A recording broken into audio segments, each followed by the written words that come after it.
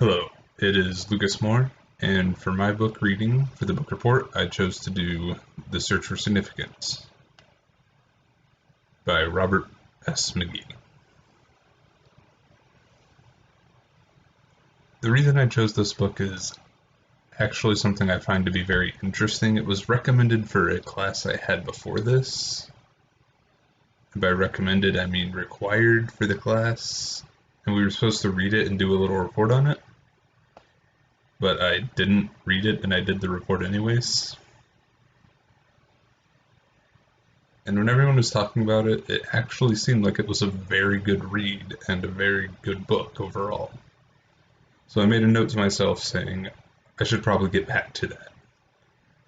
And then I didn't get back to it until this semester, because we had to choose a book we had never read before, which for me was The Search for Significance. Overall, this book was very informative. The book is basically all about improvement, and improving you by addressing your core problems. And the way it does this is by addressing 3 different categories of 4 different problems. The 3 categories are the root, which is the false belief that you believe, and then what I call the harvest, which is the consequences of that belief, and then the treatment for the root problem, which is also God's answer. And the 4 problems it addresses is the performance trap, which basically is you have to maintain at least this level of excellence in order to be considered good. This is not good. This is not good. That's good enough. Next is the approval addict, which is the person is searching for validation in the form of other people. They're searching for the approval of others whenever they are acting for anything. It is all about what that person thinks of them.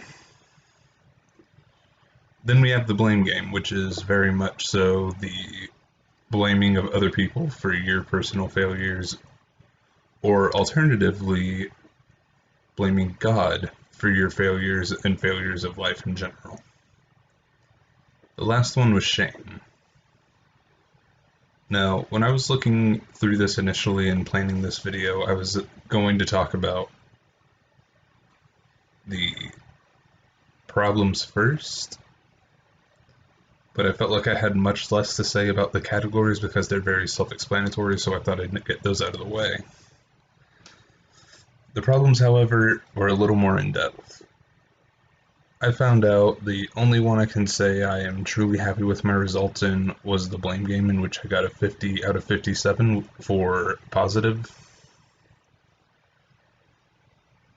And then shame, I ended up getting a 33, which is in the second from the bottom for that one. And then approval addict and performance trap, I got a 26 and a 22 respectively, which basically means I think I need to do the best. And part of the reason behind me thinking I need to do the best is the external validation.